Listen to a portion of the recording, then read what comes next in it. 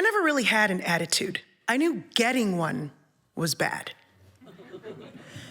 Growing up, I'd hear things like, he's got a bad attitude, or watch your tude, bro.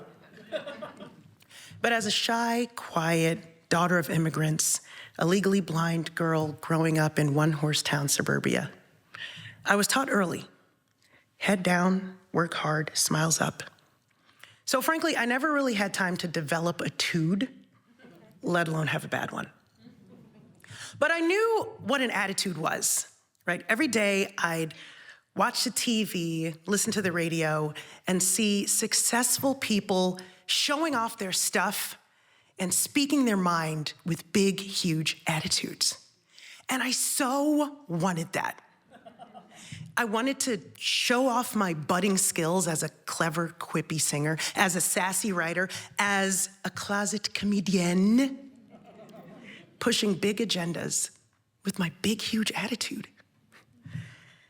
But when I told my immigrant dad that I wanted to be a musician or a comedian, he said it's actually pronounced doctor.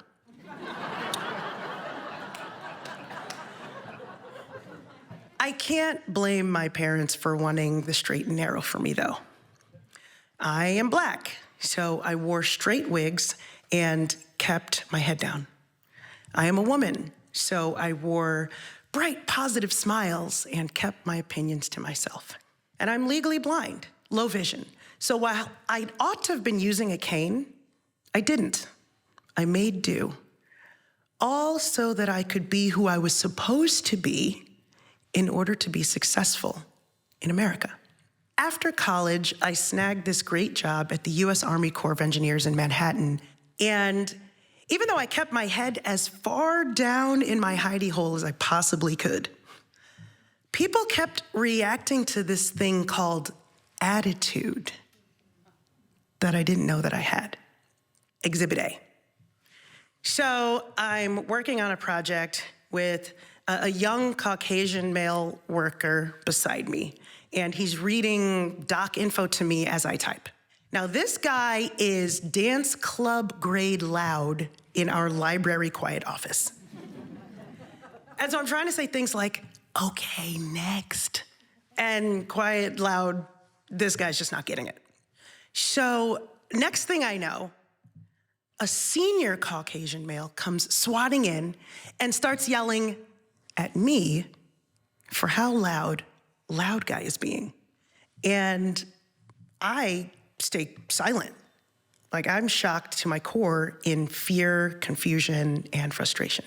But after a while, I think about how ridiculous this guy's outburst is. So I send him an email, and I'm like, look, I know you're older and more senior, but that outburst earlier was just not cool. Winky smile.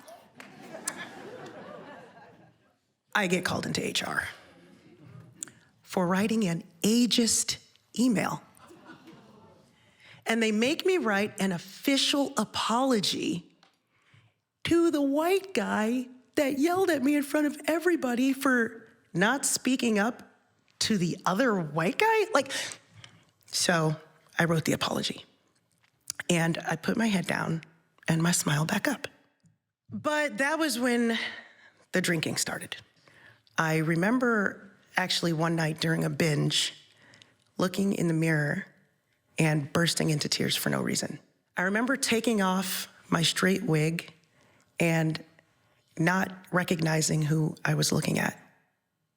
Was that me? Where was that clever, quippy singer I once was?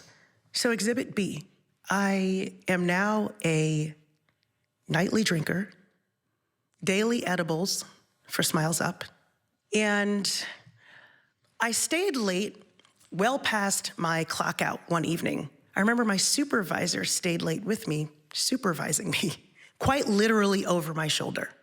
And I remember thinking, aren't you like a weekend warrior? Don't you have practice or something? But when I was done, what I did say was, all done, sir. Signed, sealed, delivered. And he looked at me, stood there, and in all seriousness said, are you getting an attitude with me? I sat there slack-jawed All I could say was, no, sir. But you know what?